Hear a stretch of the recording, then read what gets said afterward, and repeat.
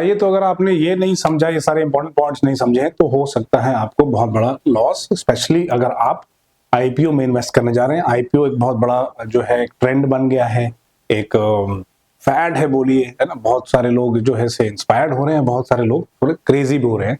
तो समझने की कोशिश करते हैं कि क्या इंपॉर्टेंट फैक्टर्स है जो आप देखेंगे। दो डॉक्यूमेंट्स मैं आपको आज बता रहा हूँ, एक है डीआरएचपी और दूसरा है आरएचपी के बीच में। तो इसकी एनालिसिस हम लोग समझेंगे आज, है ना। सो आइए थोड़ा एक सूटेबल कलर चुन लिया जाए। लेट्स चूज दिस वन, ठीक है। अब देखिए, तो मैंने क्या किया है कि क्या रेड फ्लैग्स है जो कि डीआरएचपी और आरएचपी के बीच में। थोड़ा पहले समझ लेते हैं कि डीआरएचपी क्या है। डीआरएचपी एक रॉ डॉक्यूमेंट है जो कि सेबी को फाइल होती है, सेबी इसको रिव्यू करती है और अपना फीडबैक देती है, ठीक है। इसके बाद ये डॉक्यूमेंट जो है बेसिस सेबी को क्या इसमें रिस्क समझ में आता है जो इन्वेस्टर्स के लिए फ्रेंडली हो सकता है ना भी फ्रेंडली हो। तो उस रिस्क को सेबी जो बोलते हैं कि ये सब चीज आपने लिखी हैं तो ये सारे क्वेश्चंस आप आंसर कर दो, ठीक है। रिव्यू क्वेश्चंस है, रिव्यू कीजिए, आंसर कीजिए और उसके बाद ये सारे जो रिस्क हैं जो आपने ठीक से हाईलाइट नहीं किया है उसको हाईलाइट भी कीजिए। तो डीआरएचपी एक रॉ डॉक्यूमेंट है और आरएचपी एक फिनिश्ड डॉक्यूमेंट है। इन दोनों के बीच में कई बार जब रिव्यू के लिए वापस आता है कंपनी के पास तो कई बार इसका लैंग्वेज पॉलिश्ड भी हो जाता है ना, और उससे रिस्क कई बार जो है ऐसा लगता है कि शायद छुप जाता है। तो उस हम फेनोमेना की बात कर रहे हैं। क्या सारे आईपीओ में ऐसे होते हैं? बिल्कुल नहीं, ऐसा नहीं हो सकता, क्योंकि बहुत सारी कंपनीज ऐसी हैं जो बहुत रिस्पॉन्सिबल भी हैं और बहुत अच्छे से अपने रिस्क को हाईलाइट करती है।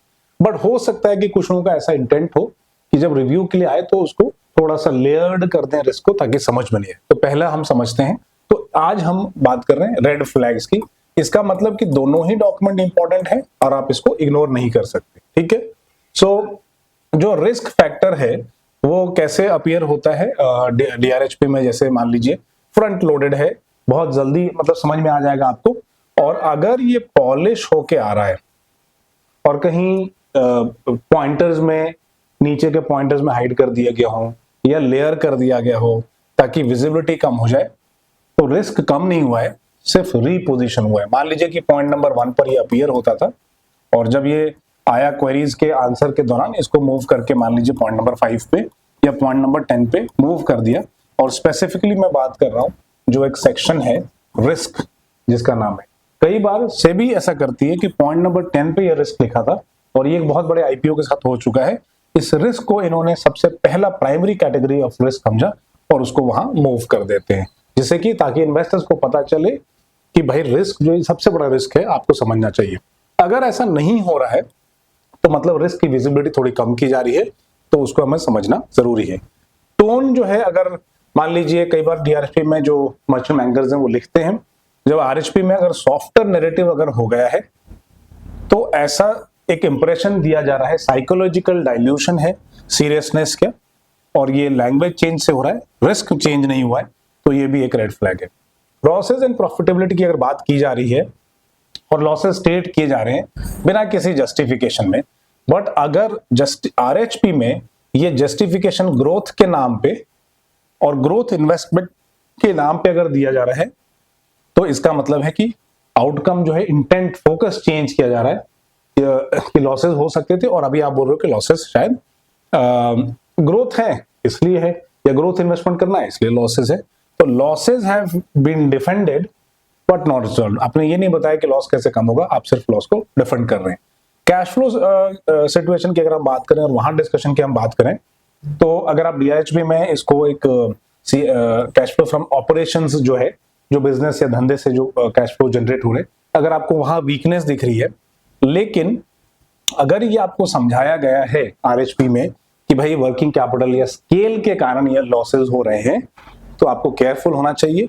डीआरएचपी में कुछ और लिखा था, जहां बात किया था कि बिजनेस में धंधा नहीं है इसलिए ऑपरेशंस हो रहा है, लेकिन उसको अब कैपिटल या स्केलिंग के बहाने कि ये कैश स्ट्रेस तो होगा ही ना, क्योंकि हमारा स्केल है, धंधा बड़ा है इसलिए, और इसलिए हमें कैश चाहिए। तो कैश स्ट्रेस को एक स्टोरी दे दी गई है, एक जो है उसको पहनावा पहना दिया गया है, तो वहां पर आपको रेड फ्लैग इसको मानना चाहिए। सारे पॉइंटर्स बहुत इंपॉर्टेंट है, इसको ध्यान रखिए, और ये हमारी बेसिक फिड्यूशरी ड्यूटी है कि इन सारे पॉइंटर्स को हम चेक करें, ठीक।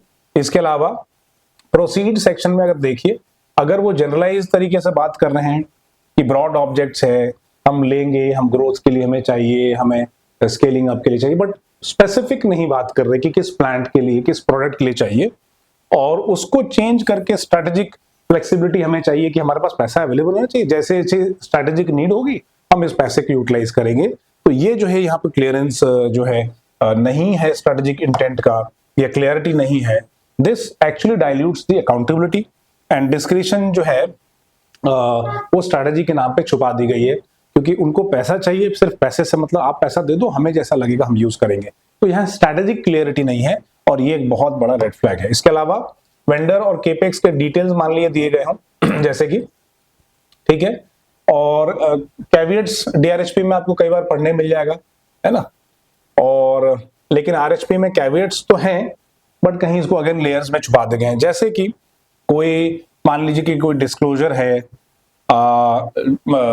कोई यहाँ पर विजिबिलिटी है नहीं है प्रोजेक्ट पे, या वेंडर है, या मतलब उसमें कुछ कैविएट्स हैं। कोई वेंडर्स हो सकता है कि मान लीजिए एक ही वेंडर हो, या बहुत डिपेंडेंस हो, वेंडर जो है किसी दूसरी कंट्री का हो, रिस्क सप्लाई चेन हो। ऐसा भी हो सकता है कि वेंडर, या ऐसा हो सकता है कि ये गवर्नमेंट टेंडर्स हो जहां पर रेगुलेशन चेंज हो सकते हैं, या टेंडर ऐसा है कि भाई आज आपको मिला कल मिलेगा नहीं मिलेगा, उसका भी प्रॉब्लम हो सकता है।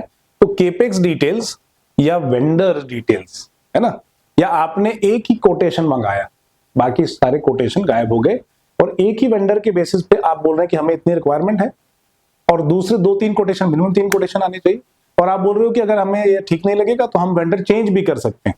तो आपने अदर वेंडर के डिटेल्स नहीं दिए, सिर्फ आपने एक ही वेंडर को कोट किया। तो कैविएट्स अगर आपने जो है, कैविएट्स मतलब जो उससे रिलेटेड जो इश्यूज हैं, परेशानियां हैं, रिस्क हैं, उसको आपने हाईलाइट कर रखी है। रिलेटेड पार्टी ट्रांजैक्शंस डीआरएचपी में इजीली लोकेट होता है। अगर ये लीगल नोट्स में शिफ्ट हो गया है, अगर नहीं हुआ है तो बहुत अच्छी बात है, अगर ये हो गया है तो इसका मतलब रिलेटेड पार्टी ट्रांजैक्शंस जो हैं, इससे प्रोमिनेंस आप इसकी खत्म कर रहे हैं, इसको आरपीटी भी बोलते हैं, और ये एक हिडन रिस्क है। रिलेटेड पार्टी ट्रांजैक्शंस क्या है कि मैं अपने ही भाई बंधु सगी संबंधियों से डील कर रहा हूं, और आर्म्स लेंथ प्रिंसिपल होता है कि मतलब जिस प्रिंसिपल पे या जिस कॉस्ट पे या जिस कमर्शियल टर्म्स में मैं किसी अननोन पार्टी से डील करूंगा, उस टर्म्स में मैं ऑब्वियसली नहीं डील करूंगा, थोड़ा सॉफ्टर मेरा एंगल होगा, थोड़ी कोऑर्डिनेशन या नेगोशिएशन पावर कम होगी। तो आरपीटीज अगर मूव किए गए हैं तो उस पर आप ध्यान रखिए। प्रमोटर रोल और कंट्रोल अगर ये डिस्क्लोज की जाए, मतलब डीआरएचपी में क्या है, पहला इनिशियल डॉक्यूमेंट तो वो डिस्क्लोज हो जाता है, लेकिन अगर इसमें अगर ये रीफ्रेम किया गया है ना, and as a founder led strength, जैसे कि गवर्नेंस रिस्क को इन्होंने वर्च्यू में कन्वर्ट करता हुआ दिख रहा है, कंट्रोल रिस्क जो है वो विजन के रूप में बात कर रहे हैं। तो यहाँ पर प्रमोटर का रोल और कंट्रोल, अगर डिपेंडेंसी डिस्क्लोज नहीं की गई है ना, कि बहुत ज्यादा डिपेंडेंट है प्रोमोटर्स में, प्रोमोटर्स के बहुत सारे लोग जो इस बिजनेस में घुसे हुए हैं, अगर ये सारी चीजें डिस्क्लोज नहीं की गई हैं या डिस्क्लोज की गई हैं और आरएचपी में चेंज हो जाती हैं, तो ये एक गवर्नेंस रिस्क के एंगल से आपको देखना चाहिए। प्रमोटर का रोल क्या है, कंट्रोल कितना है, और इसके बाद आईपीओ आने के बाद क्या रोल कंट्रोल रहेगा, कौन से लोग हैं इसमें, फैमिली मेंबर्स कितने हैं, ये भी आपको देखना पड़ेगा, ठीक है। और अगर वैल्यूएशन जस्टिफिकेशन एक सिर्फ नैरेटिव है जो कि आरएचपी में पीयर बेस्ड, कि उनका ऐसा वैल्यूएशन है ना, वो महंगे हैं तो हम भी महंगे, अगर ऐसी स्टोरी बेची जा रही है तो मोस्ट लाइकली वैल्यूएशन जस्टिफाइड नहीं है। और ये कहां से आ रहा है प्रेशर, ये एंकर इन्वेस्टर्स की तरफ से आ रहा है।